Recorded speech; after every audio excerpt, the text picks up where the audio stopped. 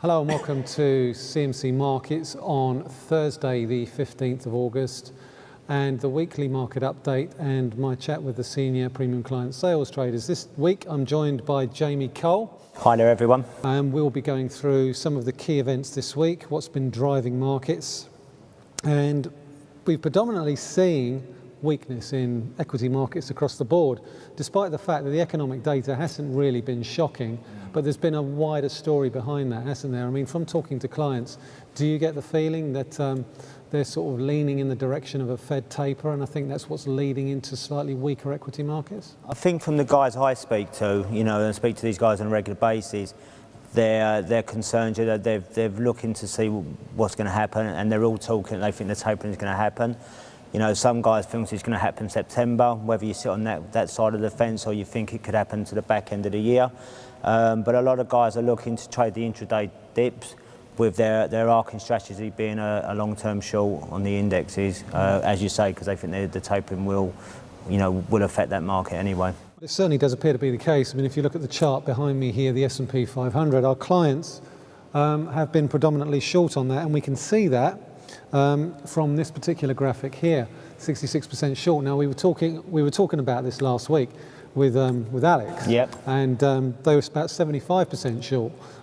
So there was an expectation, I think, that they were starting to hurt a little bit. But it looks to me they got this one right, because we do appear to be starting to break down on the downside, and we can see that from this chart. 1675, we're below that.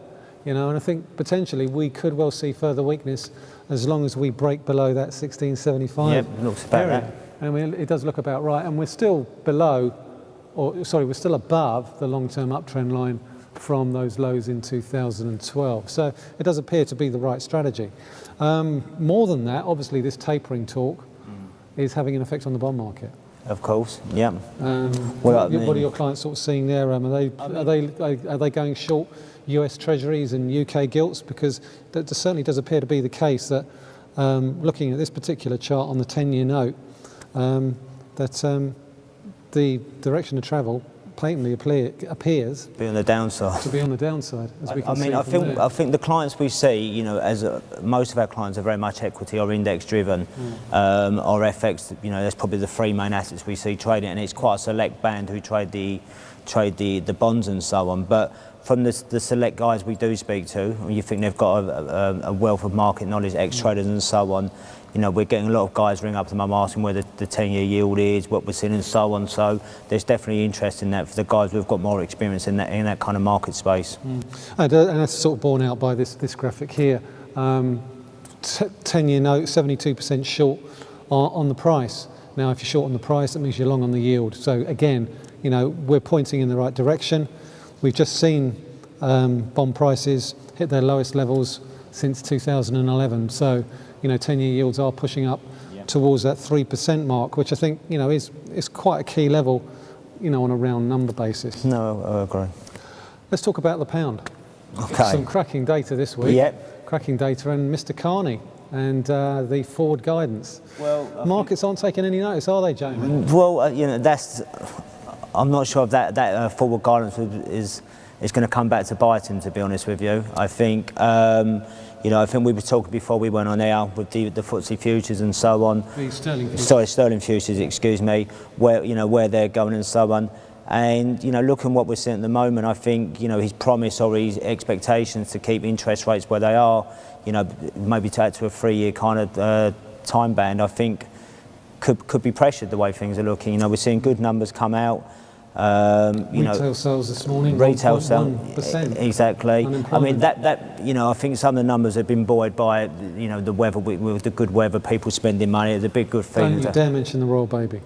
If anyone mentions the royal baby, I will clump them. I wasn't actually going to mention it, but I may say it now just to annoy Michael, everyone. But I think there was a lot of good feeling. People, with the sun's out, people spending money. So Andy Murray, Chris Froome winning the Tour de France. Hot weather. Generally there's a feel good feeling. So I think people are a bit happy.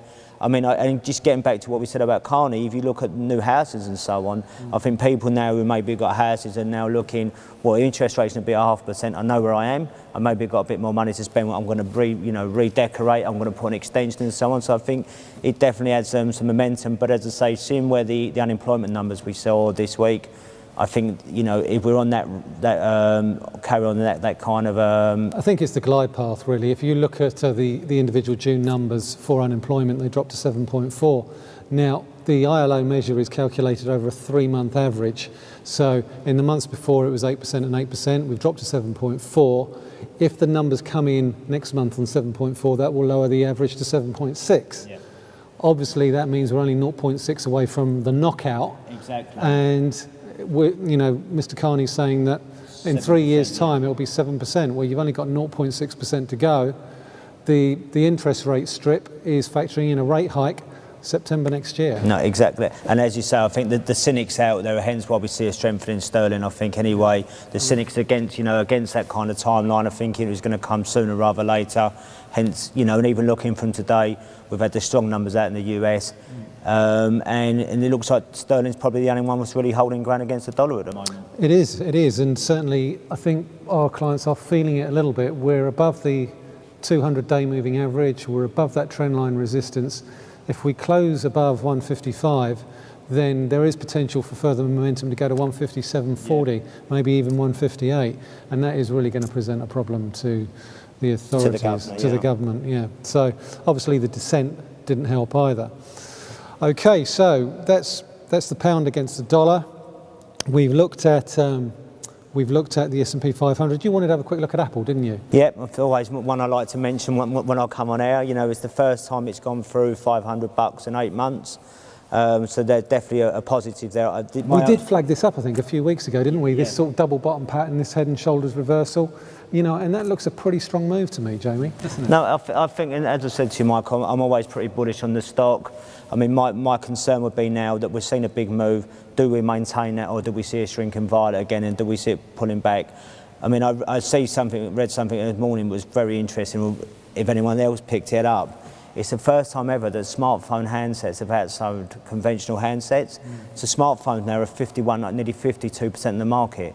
Now, obviously, Samsung, Apple, they all guys are fighting for this space, but as a sector, that's got to bode well for them kind of company. There's a new iPhone coming out in September, on September the 10th. So again, I think investors are a little bit excited about it. Of course, and Apple is very much a news traded stock. Okay, all right. Well, let's wind that up for this week. I think we've done a pretty broad canvas there.